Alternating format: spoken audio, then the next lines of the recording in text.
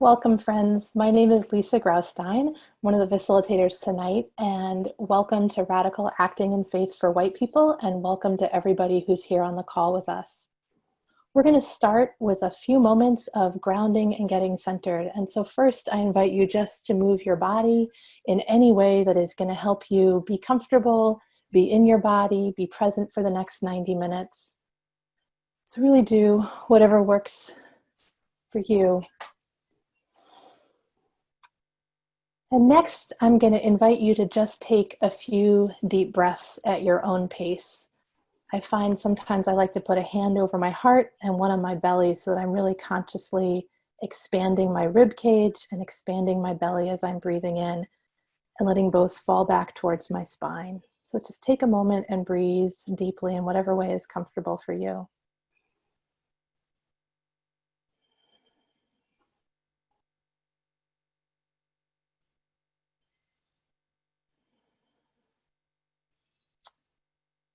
As you keep breathing deeply, I'm going to invite you to go into a moment of worship. I come from the tradition of Friends that worships silently. And so I invite you to enter into some grounded silence. And in that silence, to take a moment for prayer in whatever way is comfortable for you and fits with your tradition or lineage.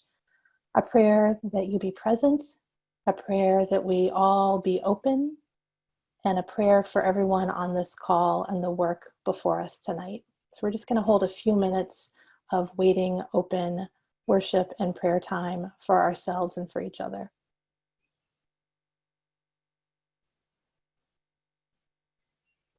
Welcome. I invite you to take a few more deep breaths together. We're here for the next 90 minutes. We're so glad you've joined us, and I'm going to turn this over to Lucy now. Hey everyone, welcome. We're so glad to see so many of you here. Thank you for being here and doing this work with us. I'm Lucy Duncan. I'm the Director of Friends Relations of the American Friends Service Committee. I'm a member of Green Street Meeting, of Philadelphia Yearly Meeting. I'm a Quaker. I really feel very deeply about this work, that anti-racism work and accompaniment work and ending white supremacy are core spiritual commitments, and that operating from them and within them keeps us from manifesting our full spiritual selves. And so it's really important work for me. And I'm really grateful to be with you and have so many people joining us. So I'm going to pass it over to Mila to introduce herself. Oh, and I'm sorry, I'm on Lenni Lenape land, and my pronouns are she, her, or they, them. Cool. Thank you, Lucy. I'm like overwhelmed seeing all of the people come in to the room and watching this chat and seeing people from all over the world, which is incredible right now.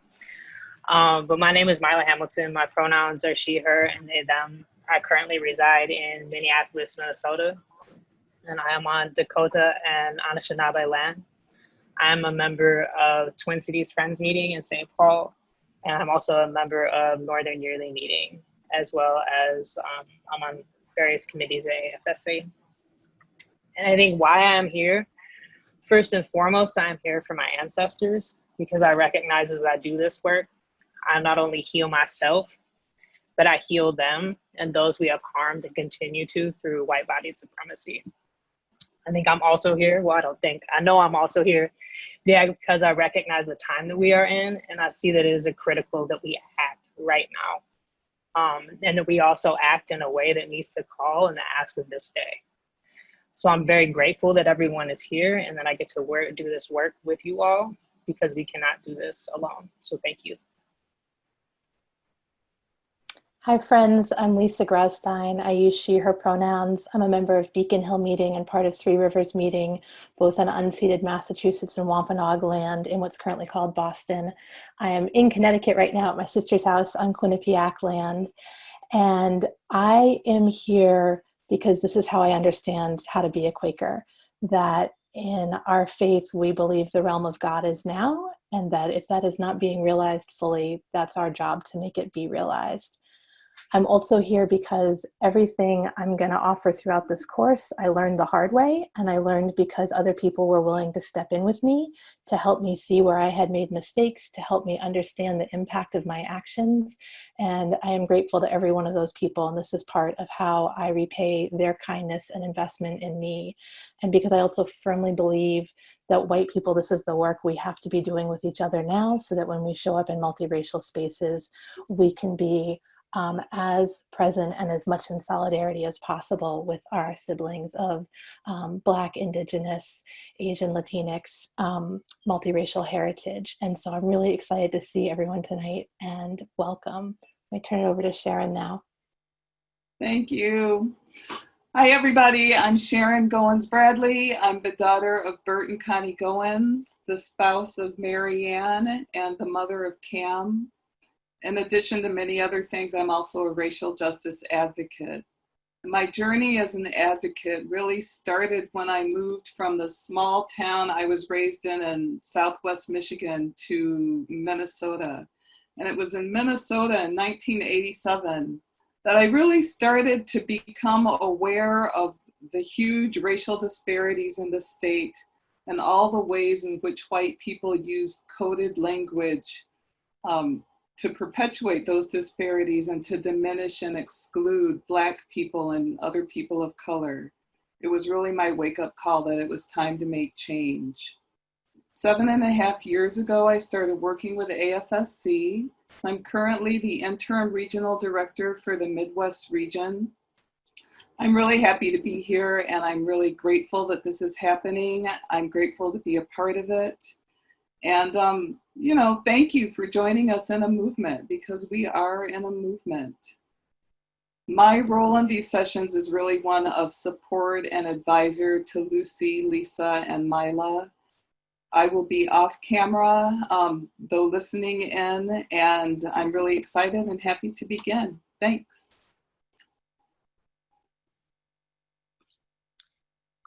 Hi, everyone. My name is Shanae Herbert. I'm the Healing Justice Program Director for AFSC Twin Cities. As you can see, I am not white. And that is by design that I'm on this call. Usually in the work that we do, we say that this is the work of white people to teach other white people or white people in the community. And it takes an emotional toll on Black people to teach in this way. And so we're here to support Lisa, Lucy, and Mila because we know that this is such a wide audience, and white people have to be held accountable. And in the process of unlearning and undoing racism, we have to be able to hold each other accountable, because you all's learning will impact what you learn here today, will ultimately impact my people, right? And so I definitely have chosen to use my time spending this time with you all as an active participant, but mostly a listener, right? And making sure that you all are learning and engaging in ways that are real and that will affect systemic change for my people. So I'm happy to join you all, and I'm so excited about 507 people on this panel tonight. Sorry, my cat is sitting on my computer, so it's hard to unmute. Thank you, Shanae. Thank you, Sharon. I think it's an incredible gift that Sharon and Shanae are giving to guide us, to make sure that this is something that's deep enough and invites you into really deep growth. And we're really grateful that they're here supporting us. And I want to make that clear that we are going to be facilitating. So I'm going to turn it over to Mila. Make sure I click all my buttons here. So yeah, before we begin, we'd like to review the agenda and the goals for this session, so we're all on the same page about moving forward. So I'm actually going to copy and paste those into the chat real quick so everybody can take a look at them, and I will walk us through them as well. So obviously some of these we've already moved through, but for the next little bit, I'm going to go over the agenda and goals, and then Lisa is going to do her piece on why embodiment, and that'll be for about 20 minutes. And then we're going to take a body break. And after that, we will move into Lucy's piece about putting our bodies on the line at this time. And from there, we'll do another body break where people can get up and move for about 3 minutes. And then we'll come to my piece, which is moving through whiteness to be in relationship. And then after that, we'll move into some recentering worship for about 5 minutes. And from there, we will review small groups and homework for this next week and how that will work out. And then we will close with some silent worship. And our goals for this session was 1, to bring people into community of learning and a sense of connection. And 2, to ground ourselves in this political and spiritual moment. 3, to build skills for using our bodies as a tool for change, discernment, and deeper engagement. And 4, to practice using our bodies to work through guilt, shame, and paralysis so that we can be fully present with each other and Black, Indigenous people of color in justice work. So thank you, and I will send it over to Lisa. Thanks, Mila.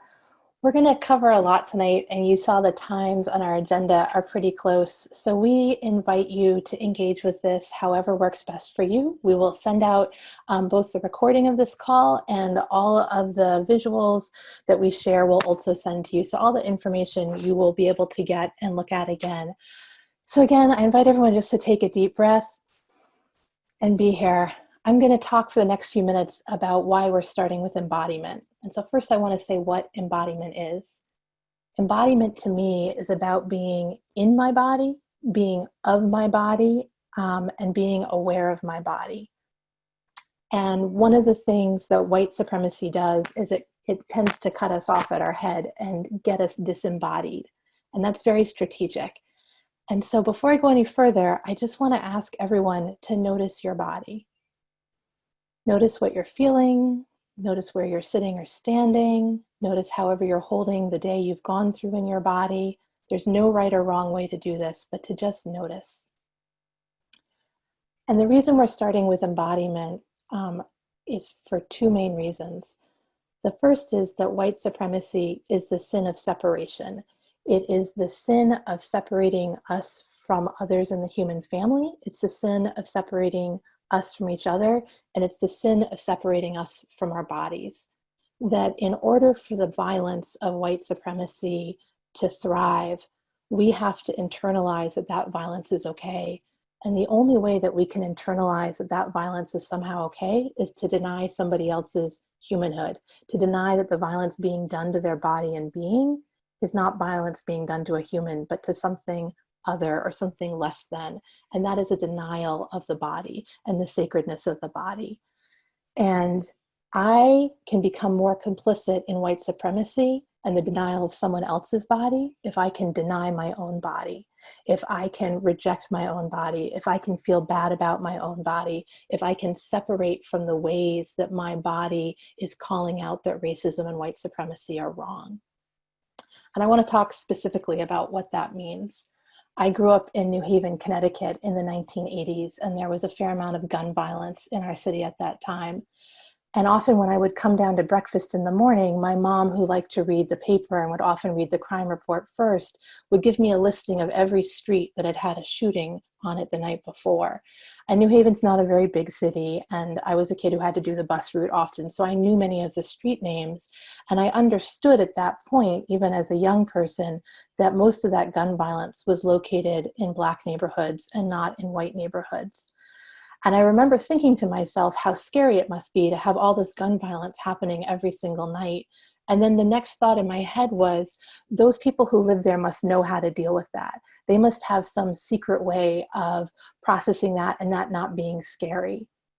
And what's really alarming to me as an adult now in looking back on that thought is that that line of rationalization is the same line of rationalization that the eugenics movement used to build a basis for white supremacy, that enslavers used to justify the brutality against African bodies in slavery, that somehow Black and brown bodies didn't feel pain the way white bodies did, that in order to do the violence of white supremacy, white people, we have to somehow deny the humanity of Black and brown bodies. And so as a child, I had already internalized that message that somehow Black and brown bodies were different from our bodies as a way of separating myself from the violence that was being done and not fully feeling the terror that must have been in those nightly shootings. And even though I can intellectually understand that now, that reaction still comes up in me. Earlier this week, I was watching a video a friend had sent me of a police officer beating a young Black girl in his town, and I wanted to look away because it was so horrific. And I didn't, because I wanted to honor her resiliency, her fighting back, and acknowledge that this is something that was happening right now in my community. And as I was watching, I found myself wanting to say, oh, look at her, she's so fierce, she's fighting back. And how even that acknowledgement of her resistance to the brutality she was facing was yet another way that I was saying she somehow has something different that is going to let her survive this horrific act. And that's what white supremacy does, is it separates us from the humanity and the realities our siblings of color, our Black siblings, our Indigenous siblings are experiencing. And when we can be embodied, we can be more present to what's happening, and that's going to help us act. Because why I wanted to look away while watching that video was because it made me so uncomfortable. It was so deeply, deeply upsetting, and I didn't like that discomfort, so I wanted to turn away. And so my practice in that moment was to keep watching, was to notice where I was feeling that in my body, to notice what were the things that were coming up in me that made me want to rationalize or make this somehow okay or not as bad as it was. And instead of turning away from myself, to actually acknowledge that message was still in me even after all the work I've committed to doing. So the first reason we're starting with embodiment is that white supremacy is the sin of separation. It is the breakdown of our relationship with our own bodies so that we are more comfortable doing damage to other people's bodies. And the reason I say sin is that as a Quaker, I understand sin to be the separation between me and God. And if I see that, the divine in other people, then when I deny somebody else's humanity, that is a sin. The second reason we want to talk about embodiment is that our bodies are our first tool in doing this work. I know as a white person, so many times I've thought, oh, I'm not going to say it right. I'm going to do the wrong thing. I get something wrong is going on here, but I'm not sure how to do it. And when I get caught up in my head about what I'm going to do, I either freeze or I do say something that is not particularly helpful. But when I can breathe into my body and listen to what my body is telling me, I don't have to have the exact right words. I don't have to have the terminology to know that harm is being done. And I can act in ways that are more present, more compassionate, more authentic, and more affirming and supportive of the other people around me because I'm responding to what I'm feeling. I'm not responding to what I'm over-processing or intellectualizing or making up that I need to do. And so real quickly, I'm just going to invite us all to pause for a moment. I just put out a bunch of information very, very quickly. I'm going to invite us to notice what we're feeling in our bodies. And if you want to just type a word or two in the chat and Lucy will read those. I also really want to acknowledge that those of us who are trauma survivors, one of the ways we often learn to survive trauma is by not feeling in our bodies. So I really invite you, if any of this has been re-triggering for you, to do what you need to do in this moment to take care of yourself and be with yourself. So again, the invitation is just to notice what's in your body, what you're feeling, and to just put it into the chat for a moment. And Lucy's going to read some of these. Grief, tension, physical pain, trembling legs, gratitude, sickened, opening, horror and shame, muscle tension, fear, stomach hurts, impatience, overwhelmed, unease, appreciation, numbness, feeling deep sadness, anxiety, buzzing, anger, connectedness, tightness in my chest, tense belly, calm, throat closing, sorrow. Thank you. Yeah. Thank you. So thank you for sharing that. Thank you for feeling that. Know everything you have written, I have felt, I feel. You are not alone in how you are feeling. And this practice of being with these feelings, particularly the ones that feel hard, some people did say peace or ease too, I want to acknowledge that, but being with the feelings that are hard is a practice we need to build. And Mila is going to give us some more tools and skills later this evening for how to do that. So again, take a breath. Take a breath. I'm going to share 2 slides very briefly here, but I just want to talk about a little bit. Whiteness shows up for us. And so one of the ways whiteness and white supremacy show up for us is the very definition at center of whiteness is about not being other. That whiteness at its core has nothing to it. It's about not being these other groups of people. And so that's the reminder that race is socially constructed to maintain dominance. That that's how whiteness was created. That for my ancestors who came from Ireland, Persia, Prussia, Poland, Italy, they had to lose their ethnic identity to get to buy into whiteness and its privileges. So there's a loss we carry in our bodies in order to buy in and to get to access whiteness. And that whiteness does not exist except as not being these different ways that show up in communities of color. And what that looks like among us as friends is all the ways we define ourselves as negatives. So we're not like these people, we don't do this, we're not like that.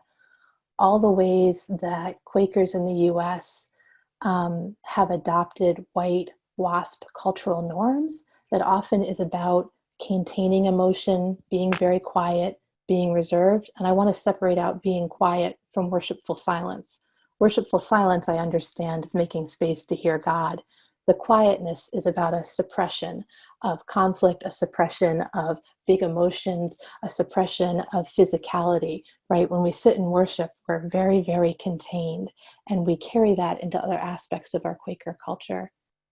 There's a lot of talk right now about Karen referring to white women who claim space and claim public space against particularly Black people and as well as Indigenous and people of color by saying that Black, Indigenous, and people of color are using public space incorrectly, right? So the woman in Central Park who called the police on the birder, the woman at the park who called the police on the Black family that was barbecuing.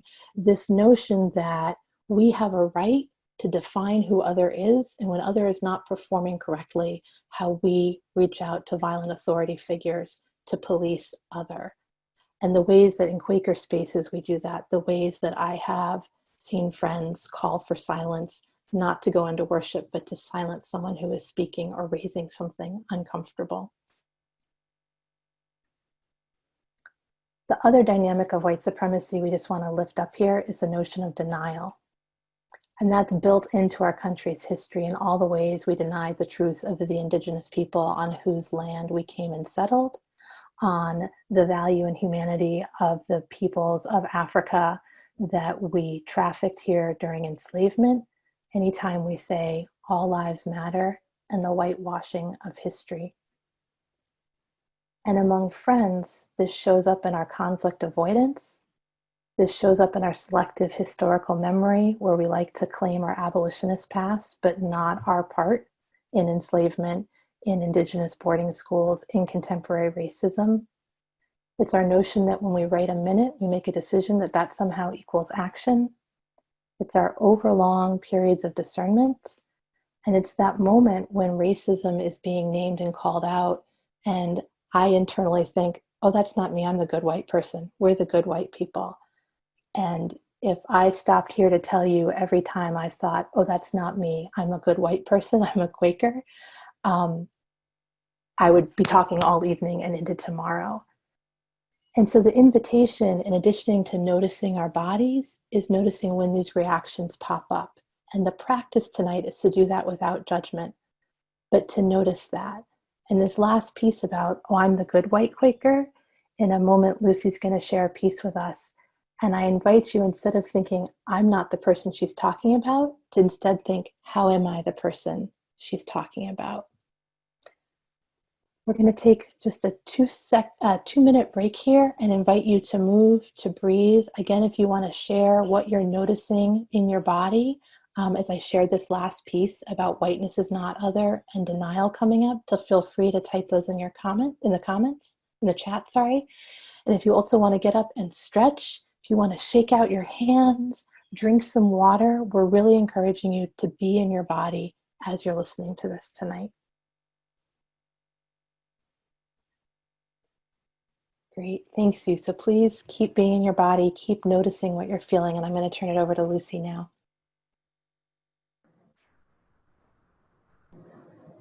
Thanks, Lisa.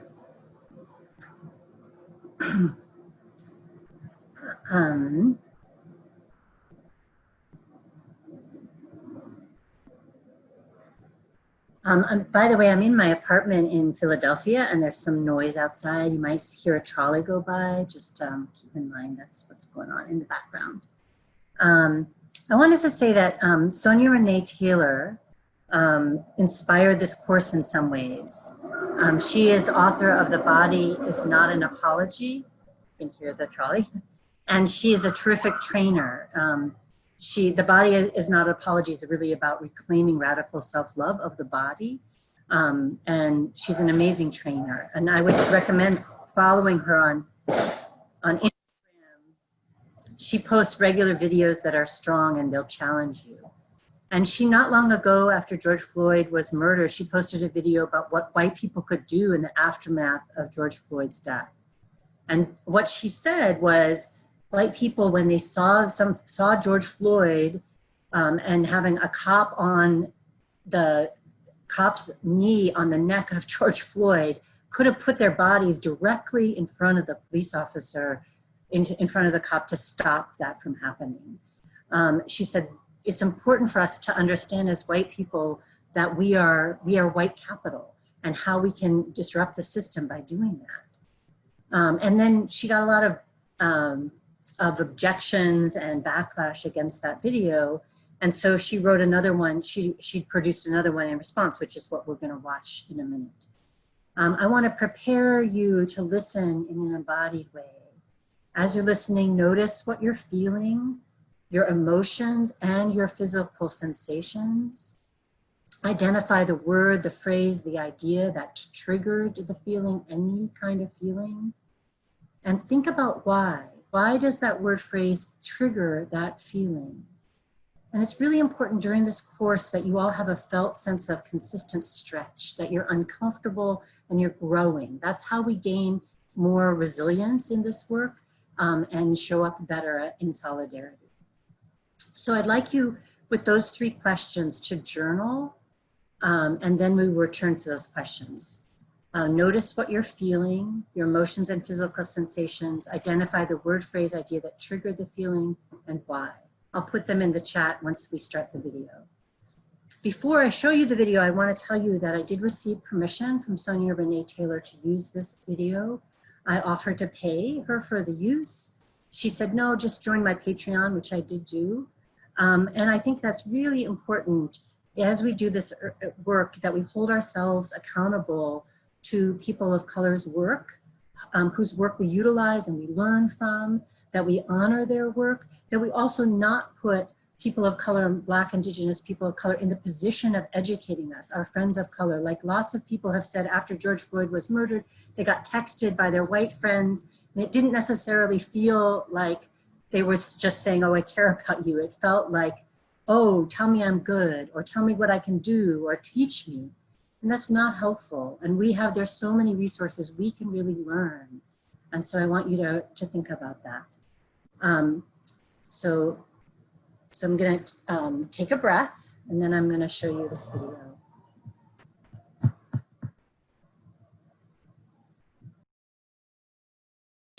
What's up, y'all? I was not trying to be up at the butt crack of dawn sending this message, but whoo, y'all are working my nerves this morning.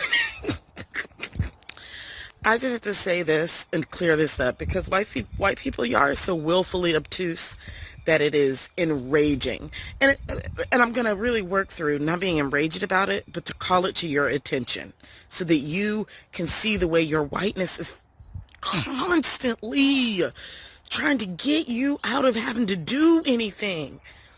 So I put this video up the other day about the need for white people to put their bodies in the space. And when I tell you, I have never seen more people be so literal in my whole life.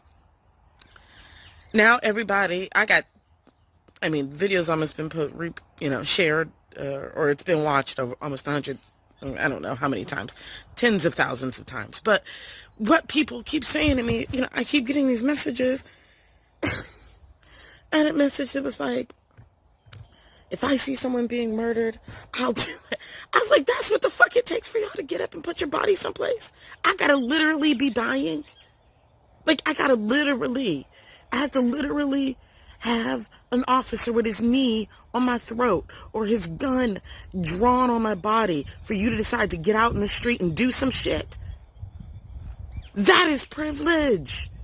That's what the fuck white supremacy is that it literally will take, and even then, I got people who are like, I don't know, someone literally sent me a message that said, I don't know about, maybe it's because I'm in the UK, but the officer will tell me to move, and if I don't, then I'll probably get arrested. Yes, you'll get arrested. Go fucking get arrested. People are dying. People are being murdered. What sort of social change do you think has ever happened against injustice that doesn't require you to risk something? If you get arrested, that's the nicest, easiest thing you could possibly get in this moment where people are being murdered. I can't even believe I have to say this. It's absurd. And it's the willful ignorance of whiteness. At every juncture, you will ask, how can I protect my comfort and my safety? What can I do to protect my comfort and my safety? And what I'm saying to you is, you should not want to. That you should not want to protect your comfort and your safety because it comes at the expense of everyone else's. And you should not be even able to rest well at night, knowing that your comfort and your safety means the continued death of Black and brown people around the world. It should rouse you out of your sleep. It should rouse you out of your blanket of white supremacy. And that if you choose your comfort and your safety over the lives of Black and brown people, you are choicefully engaging in white supremacy. You are not different than the officer that killed George Floyd. You are not different than the white man who mowed over that white activist in Charlotte. You are not different than Dylan Roof, who walked in that church and killed all those Black people. Just because you didn't pull the trigger, you sat willfully and unapologetically while it happened, again and again and again. That is peak whiteness. There is a police station that needs to be disrupted in your city. There are white people who need to be gathered into action in your city. There is work to do in your body. Get up and go Do it. So I want you to take a deep breath and take that in. Really take it in and hear that message. And then I'd like you, as you're thinking about that, I'd like you to write answers to those questions. What did you feel emotionally and physically? And that can be like energizing. It can be like what shut you down, what made you triggered. What words and phrases triggered that feeling? Why? Why does that word or phrase trigger that feeling? I'm bargaining with myself to avoid getting arrested. There are strange butterflies in my upper belly. She's so right, my body's like, yes. Feeling anger towards her, thank you for being frank. Shame and guilt. Why did it take a Black woman yelling at me? Anger. Energized, it was a call to action. Ashamed. Fear of authority, that's real. Someone's correcting her grammar. This is a very, very white thing to do. Nauseated, embarrassed. I hear the prophet speaking to act now. I felt scared. The word that triggered is the word white. I felt attacked. This is really important. That is really important. She was really calling out of the rational rage of this moment to call people to change what they're doing, to stop people from being killed and all of the other ways that they are harmed. And I think that's a really honest reaction, and it's underneath it that we want to go. It's not wrong at all. It's what we feel. It's the trigger. It's like what Lisa said. This stuff stills in my body. Resistance to I'm the same as somebody else, sorry. It's going so fast. There is a police department that needs to be disrupted. The thought of this frightens me. Right. The system is set up to keep us doing what we're doing. Comfort and safety are being questioned. No different than Dylan Roof. Somebody saying, are you kidding? That's really, really important. That statement that she made is really important, because I think that in order for us as white folks to be doing the work, there's got to be active disruption of our normative practices, our normative reactions, the first things that we did. So it's really important that gets to me too. And the instinct to think I'm a good white person, no, I'm not. But I think that our disconnection from Dylan Roof is part of the problem. And we need to understand the way that we're colluding in the system in order to be able to act differently. Thank you for sharing.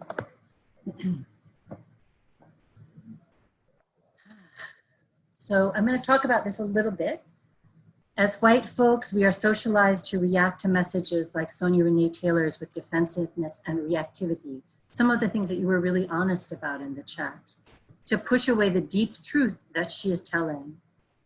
In this way, white people are kept from perceiving the lived reality, the lived daily reality of Black, Indigenous, and people of color. Our automatic reactions are socialized to shut down receiving information about Black, Indigenous, people of color's lived experience or the impact that we have on folks, Black, Indigenous, people of color in our lives. It's important to own the inner Amy Cooper in each of us. We are socialized to take control in ways that are foundationally harmful to people of color. Now, this is really important. Our socialized reactivity, the things that we grab first, like Amy Cooper calling the police, are socialized in us so we maintain the system. When you hear feedback or the experience of racial control from a Black, Indigenous, a person of color, pay attention to those automatic responses. Take time to move past those automatic responses that may very much be about taking charge or control or wanting to believe you're a good person and pushing it away, or worse, and ground yourself so your reaction can be from a place of support and integrity. Take some time to breathe and take this in. We as white people are so insulated from the lived day-to-day reality of people of color that we don't know how to respond to receiving such hard information that Sonia Renee Taylor just shared in effective, caring, intentional, and anti-racist ways. A lot of us are like, I want to defend who I am. I want to show that I'm a good person. But that's not going to get us where we need to go. And the only way to get better at that, and thus less reactive, is to practice feeling this type of information and modifying how we react, thus building up our muscles.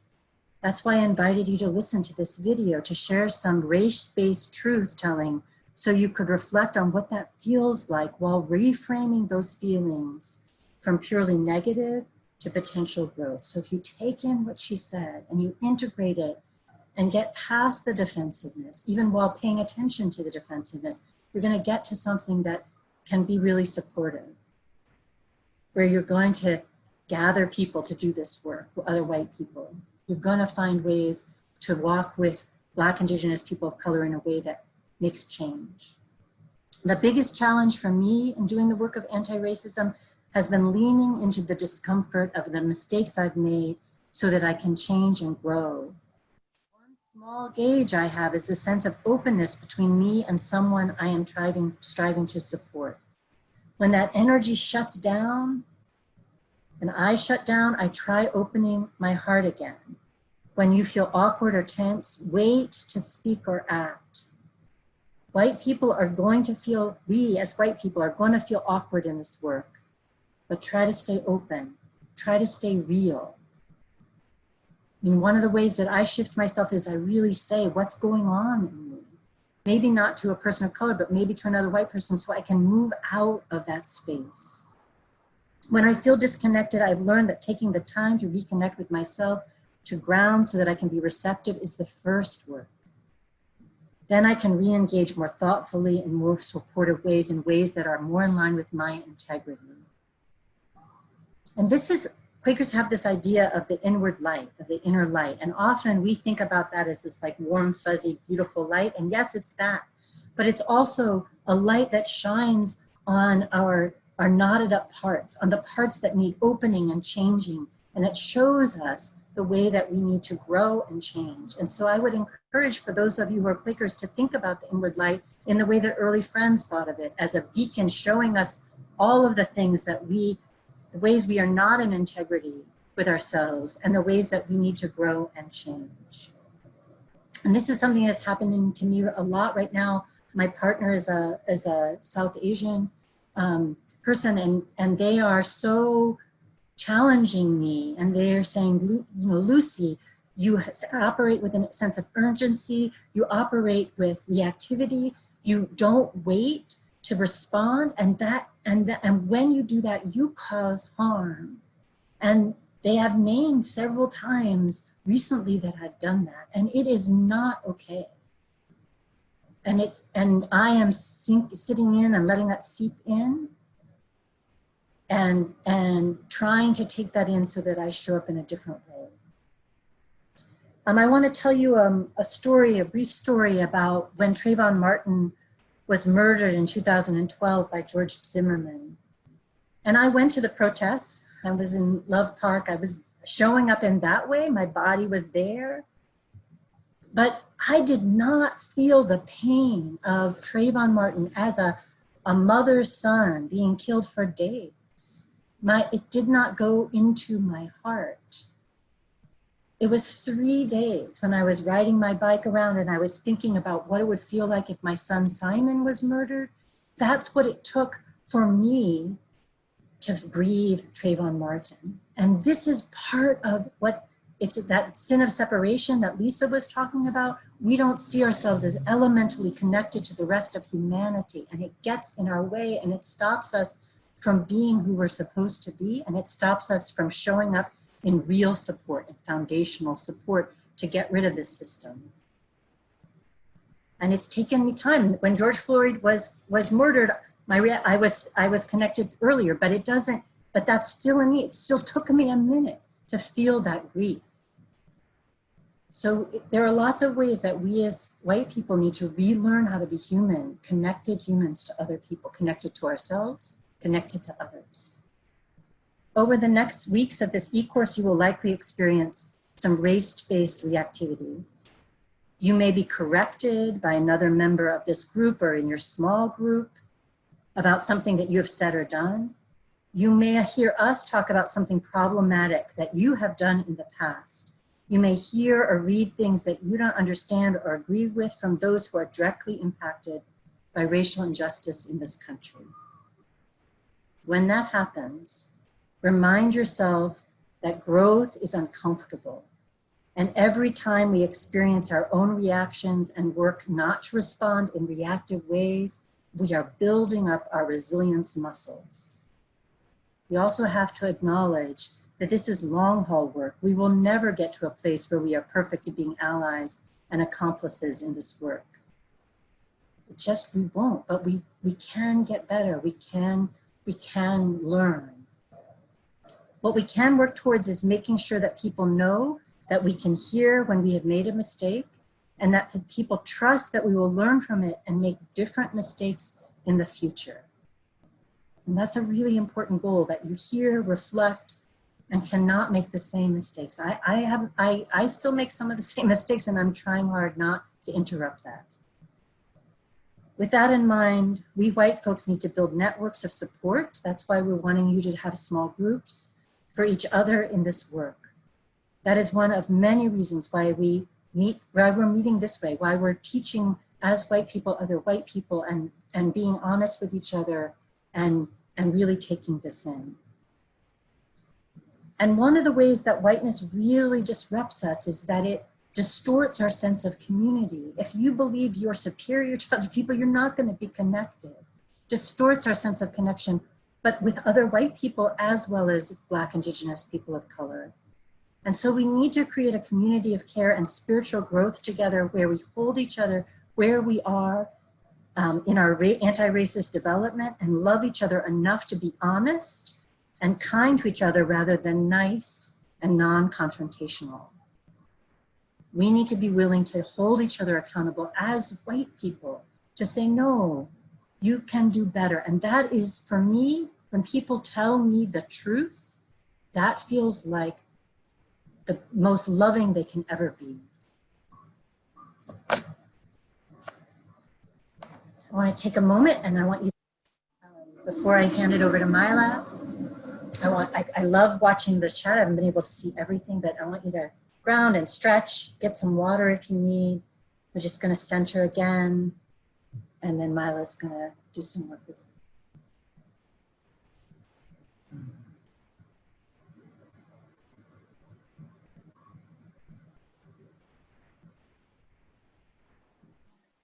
So coming back from our little body break, I would like to invite every one of us to take a moment again to recenter here in our bodies.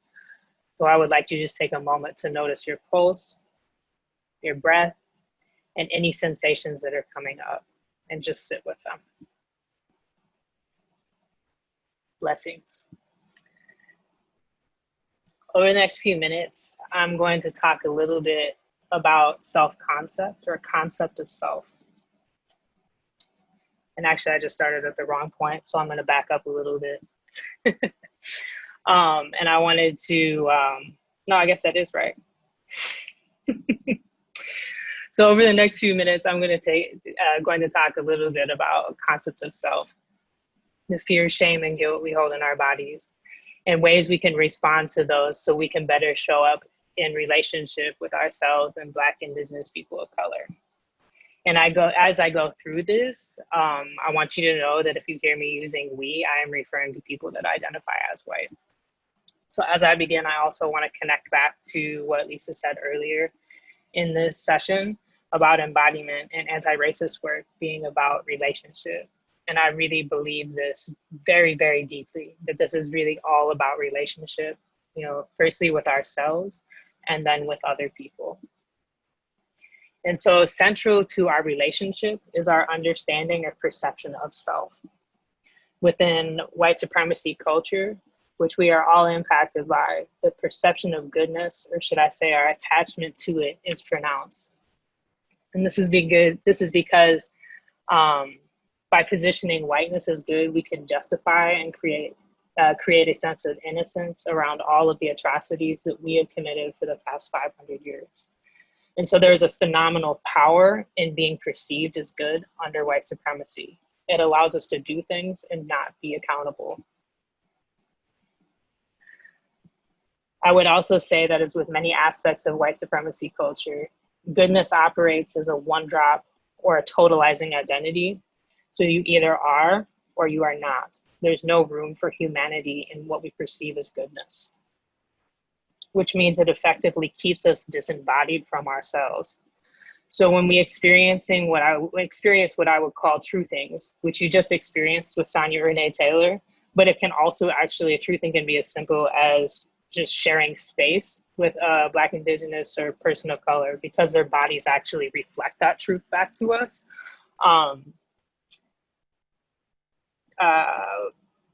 Our bodies basically respond in these moments with repressed feelings of fear, shame, and guilt. And really so much that it can trigger a fight or flight response, and we will disembody into our reptilian brain. So we will actually pull back fully into ourselves. And I know this in my feeling, like when this happens for me, that I can literally feel myself retreating out of my legs and my hands, and I come up and I can feel myself come into my throat, and I exist at about this much of myself. And so it feels paralyzing. And so to escape this discomfort, those of us who are white, we often deploy what I believe is our coded epigenetic response to truthing. And that is denial, or what I've recently come to understand is bypassing, which is any way that we can return to our sense of goodness without doing the uncomfortable work of being with ourselves and others through a process of truth and accountability. And I'm just gonna say, goodness shows up heavy in Quaker spaces where we are very vested in seeming good, but struggle to be honest with ourselves about how white supremacy shows up in us and our communities. And we use bypassing methods such as overly attaching 2 points of goodness, like our history of abolition and the Vietnam War era, while using silence to suppress or not disrupt white supremacy in meetings. And I do want to tag back to what Lisa said, because I appreciate her making the distinction between being quiet and worshipful silence. But as a Quaker, I just want to fully admit that I have done this many times, and being attached to a perception of goodness. And that as an undergraduate, I was getting a minor in Afro Studies. And I can remember having a conversation with a professor of mine who is a Black man. And he asked me who my people were. And I told him they were Quakers. And I was fully expecting him to say something along the lines of like, oh, you're the good white people. Like I was actually primed in my body to receive this affirmation from him. And instead he was like, oh man, Quakers, like that's some extra white liberal shit. And at that time, I didn't quite understand, but I felt it. And I felt my resistance and my shame rise up in myself. And fortunately, I knew enough in the moment to hold that and not get defensive with him. So that when I reflected on it later, I saw that it was more about my attachment to goodness than understanding what he was actually saying. And this exchange actually really opened the door for me to begin to know what my whole humanity, or that my whole humanity was more important than my goodness. Because in all honesty, being good and this perception of goodness is extremely exhausting, because we have to put all of this emotional, psychological, embodied labor into maintaining it, and not understanding, and that we are not understanding that once we get easier with the discomfort and the fear of making mistakes, that being a messy human connected to our bodies is liberating.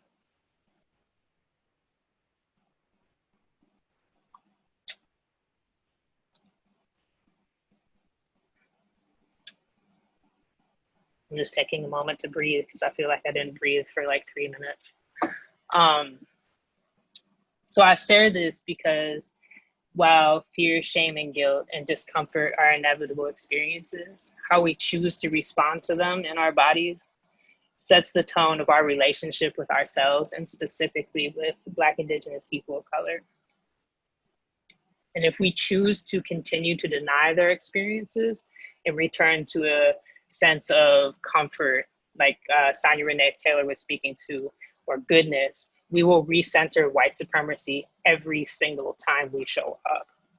Whereas if we begin to meet what's attached to fear, guilt, and shame in our bodies, that is seeing how internalized white superiority lives in us, like the actual architecture of that in our bodies, and come to know the grief, anger, and loss that our bodies have experienced at the hands of white supremacy culture, we can start to transform how we show up in relationship.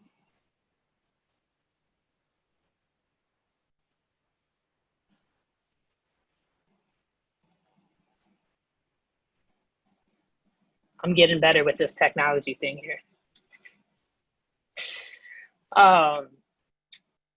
So transforming our relationship starts with a fairly simple discernment process. And so those of us who are on this call and this session that are friends probably are familiar with that terminology, but it's a thing of like sitting with yourself, essentially. And so where that starts at is just basically knowing what fear, shame, and guilt feel like in our bodies and where they show up. So for example, I often experience them, like I was reading everybody's answers in their chat and I was like, wow, that's so familiar. But I actually feel them mostly where my throat closes, and I actually lose my ability to speak. Like I feel like something is like closing me down and I feel like a high level of tension in my stomach. And so I'm actually going to invite you in this moment to see if you can locate these in yourself as you did before. And if you feel led, drop them in the chat, because I think it's important, again, to acknowledge that we actually feel these. And Lucy will read a few of these back to us.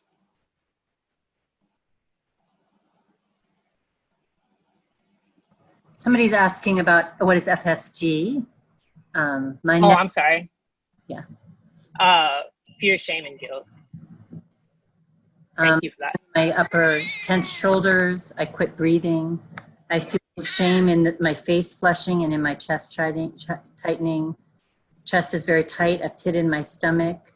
My heart gets squeezed so hard.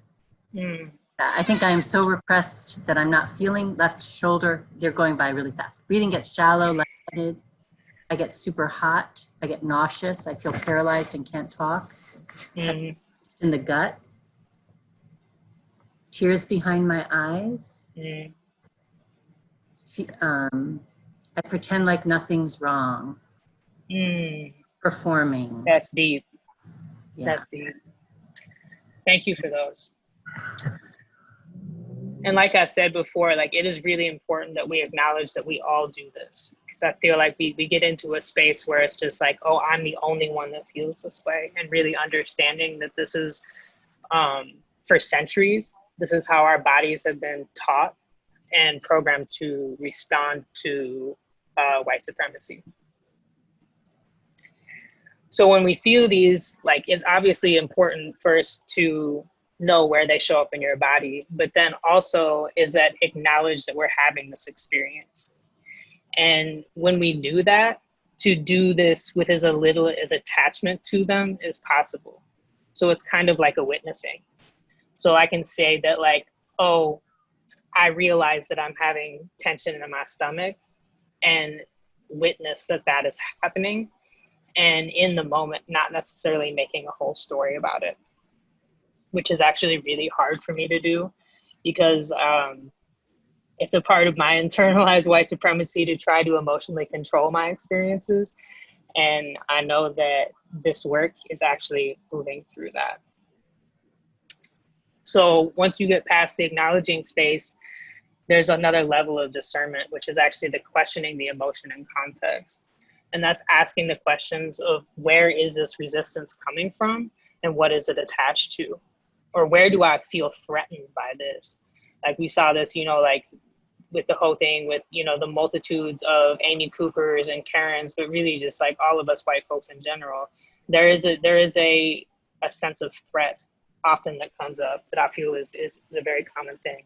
So then it's a question of asking, if that's the initial feeling, what is behind it? Like, why am I actually threatened by this? And I feel like some of these, like as you get more practice, like you can do these in the moment, and others you may need to follow up with. And you may need to follow up with them many, many times.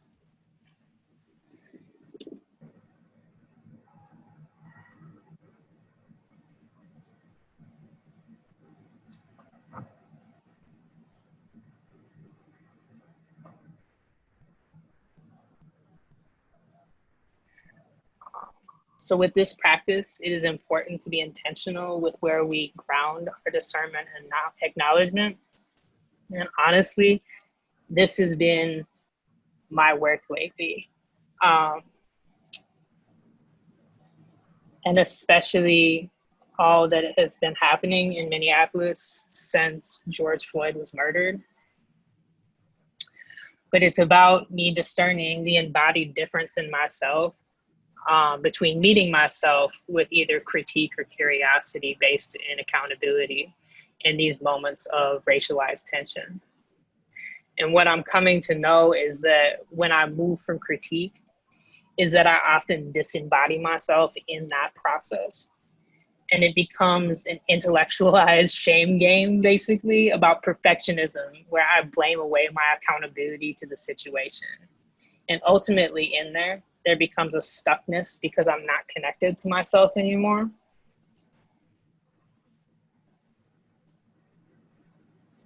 And I literally cannot move past it, and it will revisit itself again. Whereas when I meet myself with curiosity and accountability, I'm more apt to tell the truth, to understand myself, to take ownership of my actions, be accountable for them, and actually change and transform. And I think that one of the most beautiful things that I've experienced in this shift is that there's actually an embodied vulnerability that occurs in me when I do this, that is not present if I'm strictly just critiquing myself. So feeling into this more too, just not with myself, but in my relationships with folks, is that what I've experienced is that I have a lot more space in myself now to hold our humanity in my body in a way that I wasn't able to before with critique.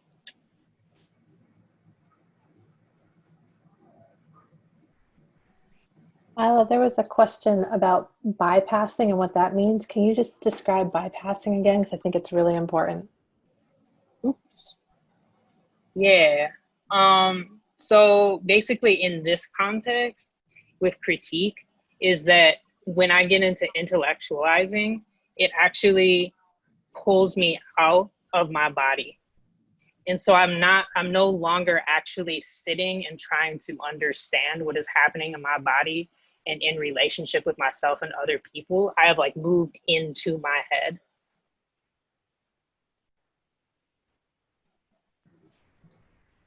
Was that helpful? Is it okay if I add that often Absolutely. bypassing is spiritual bypassing? Yes. One of the ways that this shows up in Quakerism is the way that Lisa talked about. People will call for silence as a way to shut people down, or that people are not into the messy work of undoing racism. So there's this oh, that's not faithful what you're doing. That's too challenging. That's a way to bypass and shut down the kind of messy work that this growth is, and or even shut down a person of color that's naming something. Yes. Thank you for that.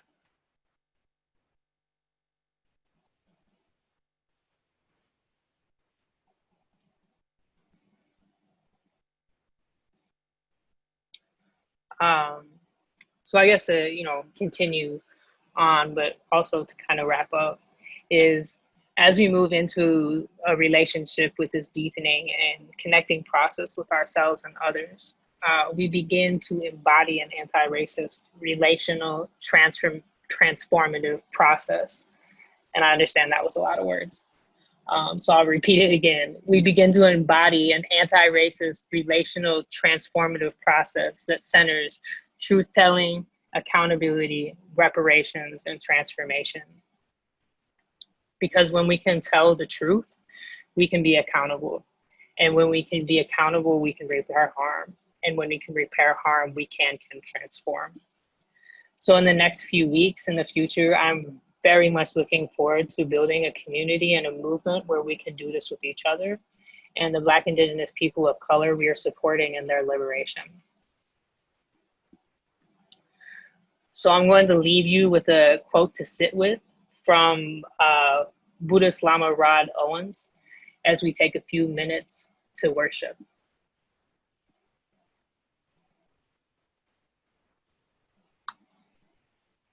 And he says,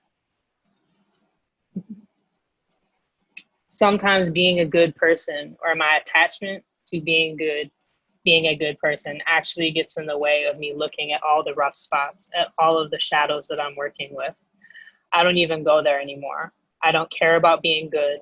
I care about actually being in relationship to the shadow, to the hurt, to the woundedness, to the rage, and to the ways in which I'm really addicted and attached to power.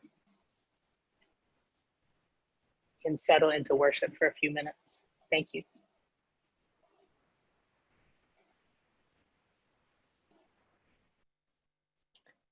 We just went into a little bit of worship. I realized that wasn't clear to everybody what we were doing, so thanks for bearing with us. We are going to take a few minutes. There were a whole bunch of questions that came up in the chat, more than we're going to be able to answer right now, but wanted to address a few things that came up. Lucy, do you want to start? Yeah, some of this is in response to the questions and some of it is just like in response to what Mila said.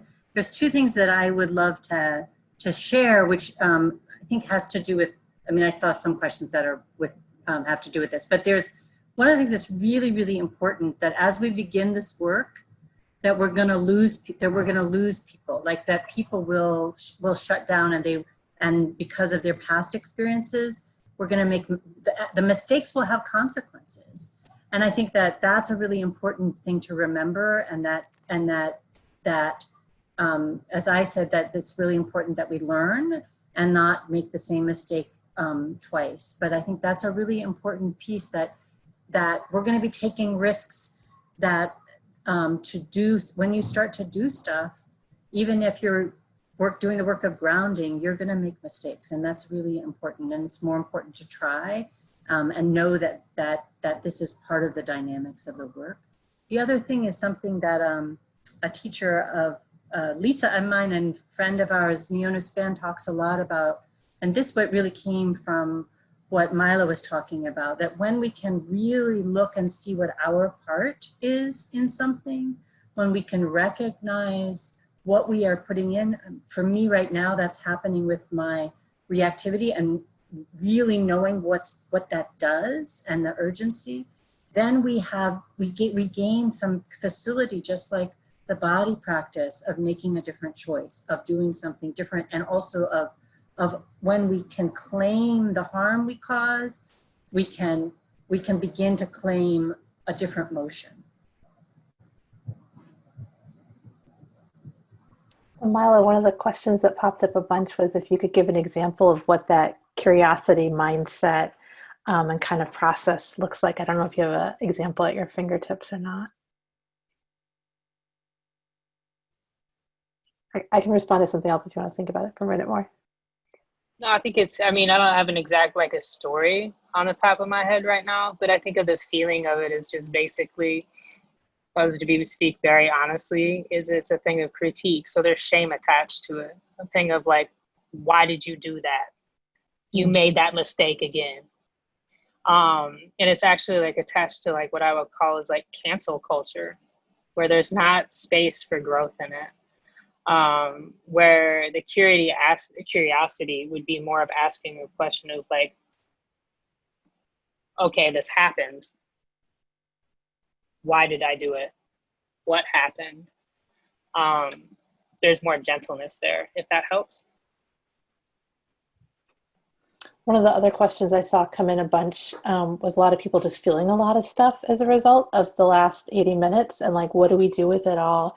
And so one thing I want to offer that I do is for me, I get this like tense, horrible, radiating electric shock, cold sweat feeling coming out of my body when I hit that shame space.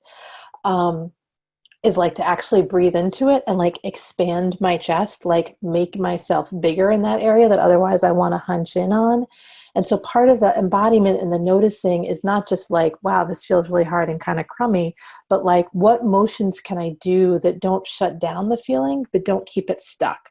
That the things I want to do, like go get a piece of chocolate or like zone out on Netflix, or things that are about ignoring the feelings, that when I can be with them fully, I think I can start to do some of what Mila was talking about of like, okay, what was the thing that said that triggered that? Like, what were my assumptions about that? What do I think people are thinking about me? What am I thinking about me? And what of that might actually be true or not? And I got read last week by somebody for something I had done, and I went into that like immediate like shame spiral, shut it down piece, and it felt like too much. So I went and I found a white friend and I said, can you just help me hold this? Can I talk to you about this? And I just had to talk it all out. But in doing that, I could actually get at what the thing was that had happened and not get caught up in just wanting to feel better, right? Which I think is part of that. And I did some Mila of what you did, but I didn't quite get all the pieces in there. So I really appreciate that offering.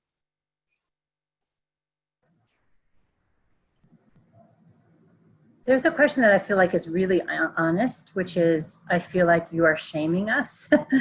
and I think that like, I don't know, Myla, you want to talk about that one? And either one of you want to talk about that? Because I think that, that we're inviting people to move past that shame.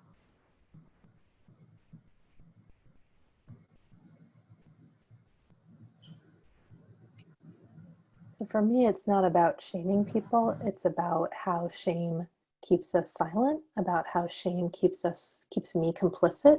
It's about how shame makes me embarrassed and checks me out. I'm dyslexic. I wrote our timing for this down wrong. I skipped a part of what I was supposed to share because I had the wrong time in front of me on a piece of paper. And it means a piece of me has been distracted this entire call because I made a mistake, right? And I feel some kind of way about that mistake. Even though Shanae, before we got on the call, was like inviting us to make mistakes. And so for me, this is not about any of us on this call saying any of you are any kind of way.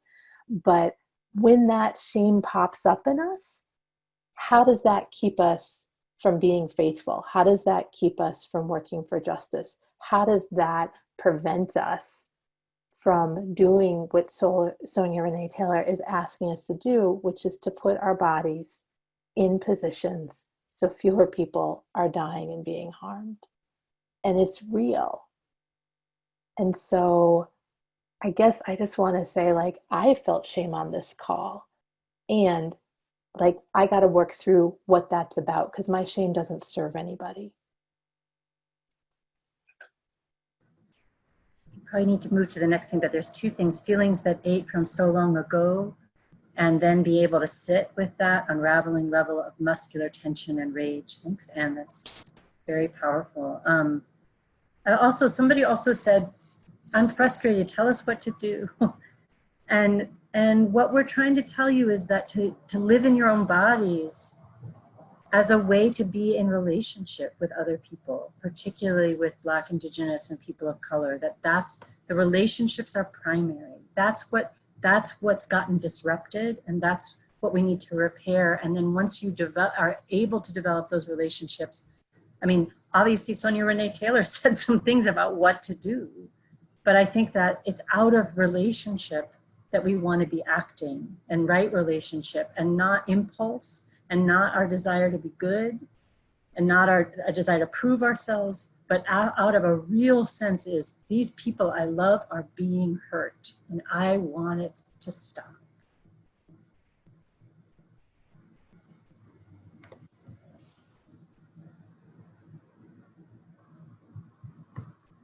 Do you want to talk about the homework, Mila?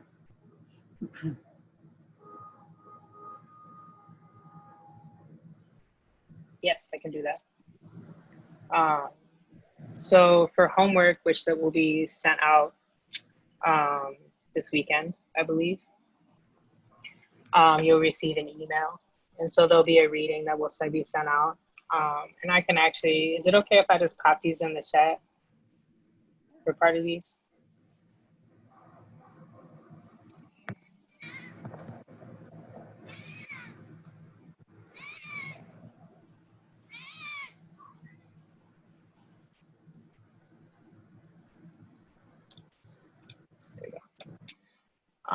So there'll be an email that will be sent out, and you'll be invited to read on Being and on Being Did, and then also follow up with reading the article on Embodying Belonging and Co-Liberation Frame.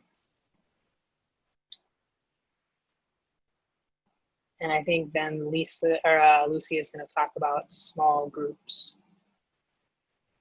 Yes, so you'll get this we are doing small groups in 2 ways. One, and if you got the email today, you got a link. If you want to get connected to people in your city or in your yearly meeting or in your congregation or, you know, in the local area, fill that form out. You're going to be giving us permission to give your contact information to other people. So fill that out, and then on Sunday, Lisa's been offered very graciously to put people up and, to connect people and let you know who's interested in being connected with you.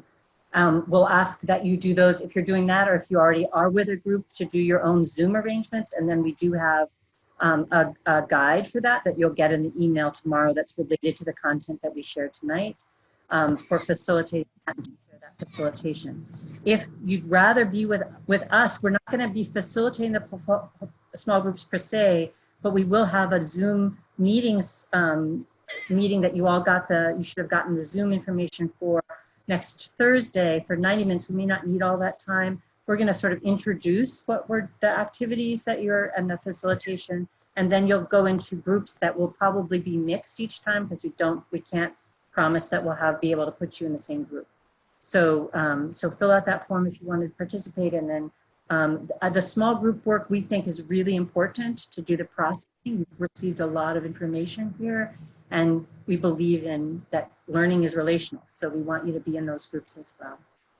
So I think that's it.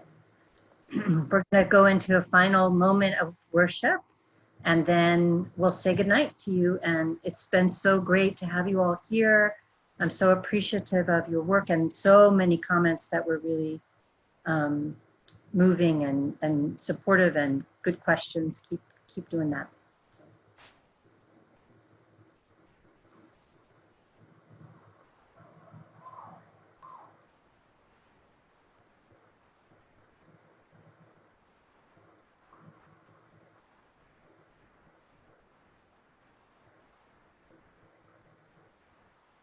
Thank you all. Good night, and you'll get recordings soon, and share it with the people who may not have been able to get in tonight, and we'll see you soon. Good night. Thank you.